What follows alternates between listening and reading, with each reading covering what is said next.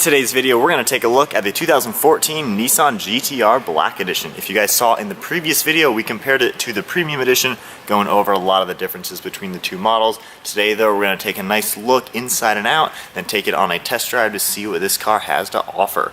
So first up, this car is finished off in the metallic super silver paint job. This is actually a 4-stage paint color from Nissan. It's about a $3,000 to $4,000 option, brand new. It has a super clean look to it. You can just see how flat and clear the paint is. So much depth to it. They practically polish the paint before they clear coat. It's very cool. This is the Black Edition, so we have the raised wheels all around. A two-tone design with the metallic gray in the center and then the polished lip. Coming up, we also have the dry carbon fiber spoiler. Really nice look to it. And then one thing really cool, this has a PPF film on the entire rear bumper. You might be able to pick out a little line on the top of the bumper. And then we'll make our way back up front, getting a nice look at how the paint looks and everything. The front end of the car is also completely covered in PPF. It's along the front bumper and then the front of the hood as well. You might be able to pick up a line there. Really good condition for the car. Paintwork is absolutely beautiful. This is a nice color, especially in person. And then under the LED lights in here.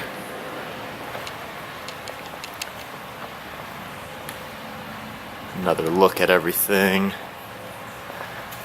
The only aftermarket accessory this vehicle has is a mid-pipe back exhaust system. It's a 4-inch Megan Racing exhaust. Utilizes the stock tips on it. Practically a muffler delete for the rear end, and it deletes the center muffler as well. Gives it a nice deep tone to it. And then that about wraps up looking at the exterior. Great condition overall. Then we'll hop on inside. Got the really nice door handles. Black Edition gets the Recaro bucket seats. Door panel has black leather and then the bright red leather on the door handle. Automatic windows up and down. Bose audio system. Full power seating. Red leather trim, which is perforated leather, and then the center is black leather, which is perforated as well. Nice aggressive bolsters for the Black Edition with these seats. And you can just see how in good shape the leather is. 24,500 miles on this car. Really nice looking. And then we get the bright red leather along the steering wheel, perforated leather on both sides. And then we get the red leather on the shifter as well. You get a carbon fiber piece by the CD player, and then all the air conditioning and radio controls has a carbon piece as well. And we'll go ahead and pop the hood.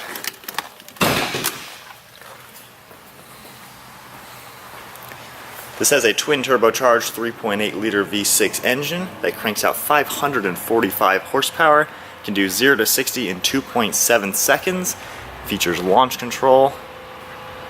Beautiful engine bay. This is a hand-built engine right in Japan.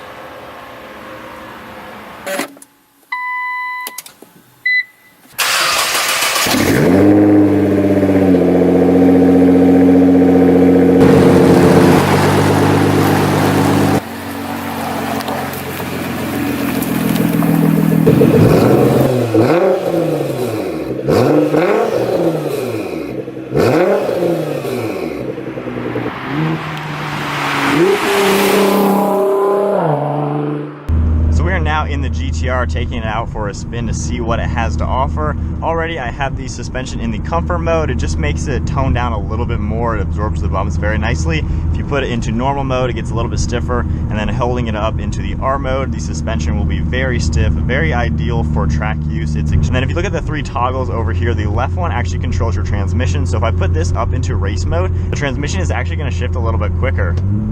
As soon as I hit the paddle, it already shifted. And then when I accelerate,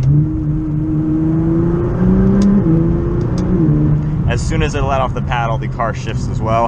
And then we'll do the same thing in normal mode. It's a little bit slower.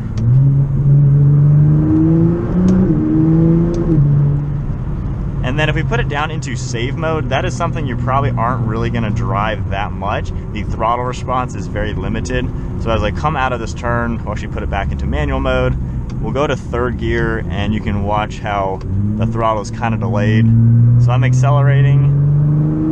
and now it starts to go. So it definitely makes it a little bit more sluggish. I really don't like driving like that, but that is a good setting if you are in the rain like it is today. The power delivery is going to be a lot later. You're going to have less chance of spinning the tires, and then for snow, same thing.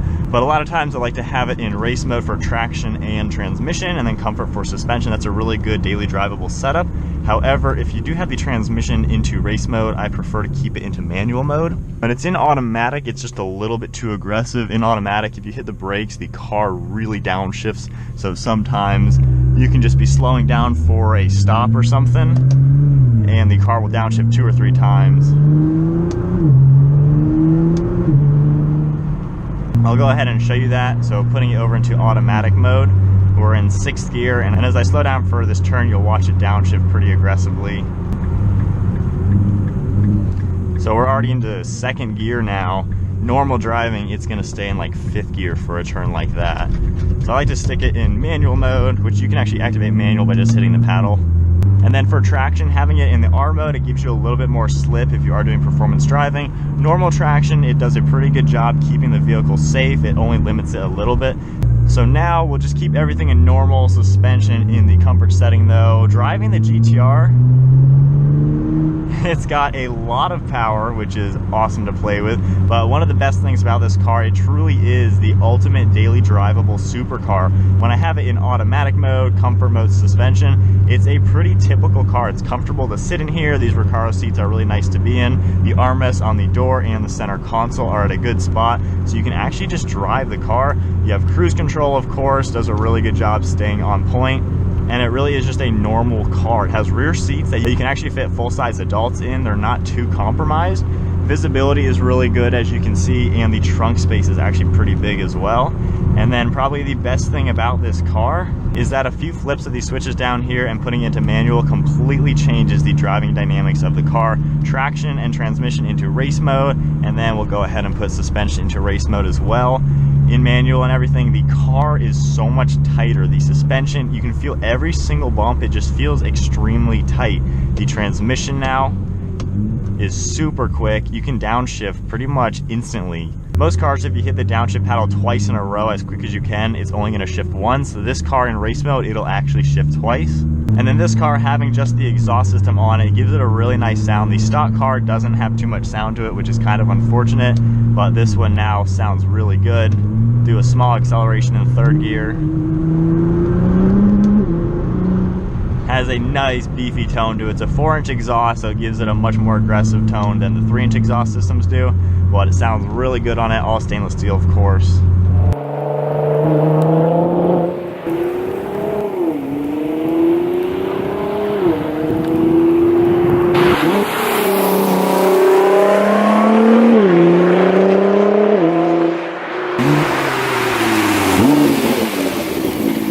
Before we go ahead and do a few accelerations, the screen up here is really nice. You have your map, of course, for navigation and your backup camera, but hitting the function icon over here, you can change a bunch of different parameters of the engine. Right now, I can view the temperatures and pressures for the engine and transmission oil. You can scroll this over. There's a setting with the full boost screen. There's others for lap timers, all sorts of different data, your gears, your speed, your pressures. A lot of things you can configure to really see exactly what the car is doing. And then you have a lap timer on it as well for track use. But then as we come around a turn, just downshifting twice, the car just has so much power. You can see the braking force right there and the boost. See it into the red as I pull some negative G's as we hit the brakes. So then in 2nd gear, we'll just give it a little gas.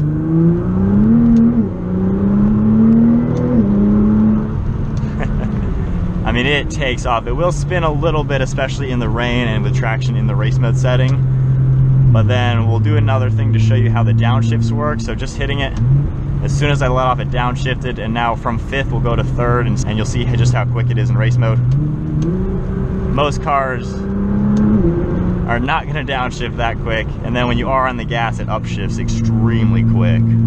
Train tracks in race mode are a little tight. And now that we're on some country roads, we can get an idea of how the handling is.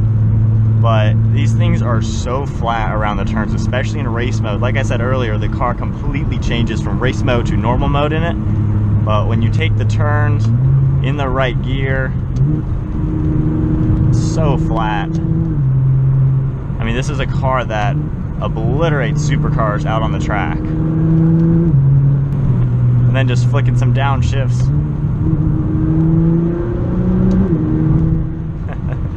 Such a beast of a car to drive. And then once again, the greatest thing, put it into automatic, normal transmission, comfort mode for the suspension and just traction back in the normal position. It is now back to just a normal luxury type car. You can just cruise with it as your daily driver. But then of course if something fun comes up, you can just give it a little gas and the car accelerates just like you would expect. But overall, the GT-R is the ultimate car. It can do every single thing you want, and it can do everything very, very well. And with what this car has to offer, it really is a hard car to beat. But that about wraps up taking a look at the Nissan GT-R, seeing what this thing has to offer. For a car in general, it is the ultimate car. It can do everything you want. This example especially is in phenomenal condition. 2-owner car, regular service history on it, and it really is just a car you cannot complain with. But we're in a GT-R, so we're gonna put it back into the race mode for these two. Flick a few downshifts.